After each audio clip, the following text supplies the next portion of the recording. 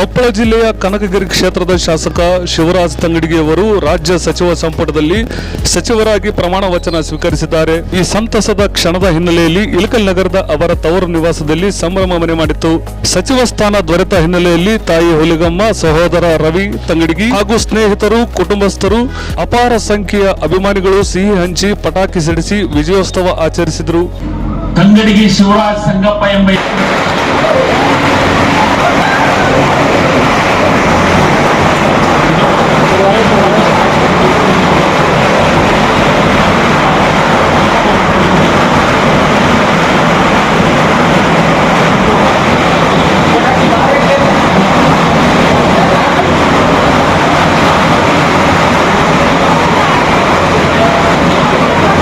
ಶಿವರಾಜ್ ತಂಗಡಗಿ ಅವರಿಗೆ ಸಚಿವ ಸ್ಥಾನ ದೊರಕಿರುವುದು ಕ್ಷೇತ್ರದ ಅಭಿವೃದ್ಧಿಗೆ ಮತ್ತಷ್ಟು ವೇಗ ನೀಡಲಿದೆ ಎಂಬ ವಿಶ್ವಾಸವನ್ನು ಬೆಂಬಲಿಗರು ವ್ಯಕ್ತಪಡಿಸಿದರು.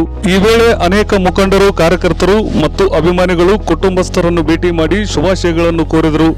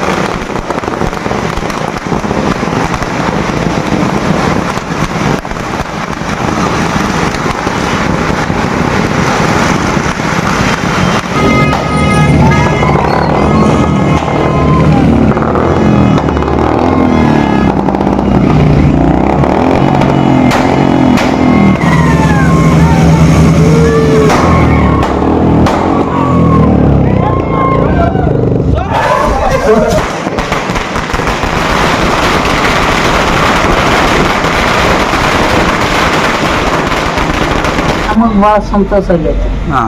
ಸಿಗ್ಬೇಕಂತಂದ ನಾನು ಎಲ್ಲ ದೇವ್ರಿಗೆ ಅರ್ಕಿ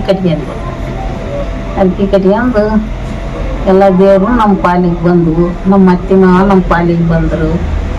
ಸಂಗಪ್ಪ, ತಂಗಡಗಿ ದುರ್ಗಮ್ಮ, ಮಾತೇಶ, ದರ್ಗಾದ ಮುತ್ತೆ ಹೊಸರು ನಮ್ಮ ಪಾಲಿಗೆ ಬಂದ. ನನ್ನ ಮಗನ ಪಾಲಿಗೆ ಧನ್ಯವಾದ ಹೇಳ್ಬೇಕು. ಮುಖ್ಯಮಂತ್ರಿಗಳಿಗೆ ಧನ್ಯವಾದ. ಡಿ ಕೆ ಶಿವಕುಮಾರ್ ಧನ್ಯವಾದ ಹೇಳ್ಬೇಕು. ಸಿದ್ದರಾಮಯ್ಯ ಧನ್ಯವಾದ ಹೇಳ್ಬೇಕು. ಖರ್ಗೆ ಸಾಹೇಬ್ರಿಗೆ ಧನ್ಯವಾದ ಹೇಳ್ಬೇಕು. ರಾಹುಲ್ ಗಾಂಧಿಗೆ ಧನ್ಯವಾದ ಹೇಳ್ಬೇಕು. ವಿವೇಕ ಗಾಂಧಿಗಿನ ಧನ್ಯವಾದ ಹೇಳಿ.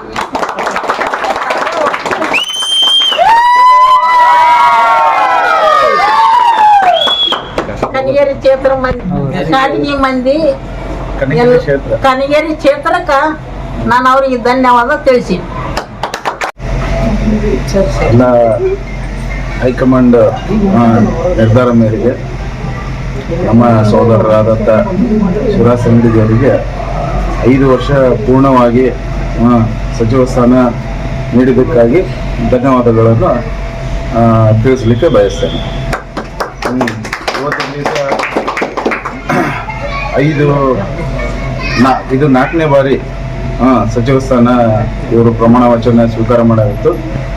ಹಿಂದಕ್ಕೆಲ್ಲ ಹೈಕಮಾಂಡ್ ಪ್ರತಿಯೊಂದು ವೀಕ್ಷಣೆ ಮಾಡಿ ಇವರು ಯಾವ ರೀತಿ ಆಡಳಿತವನ್ನು ನಡೆಸಿದ್ದಾರೆ, ಏನು ಅದನ್ನು ಎಲ್ಲನೂ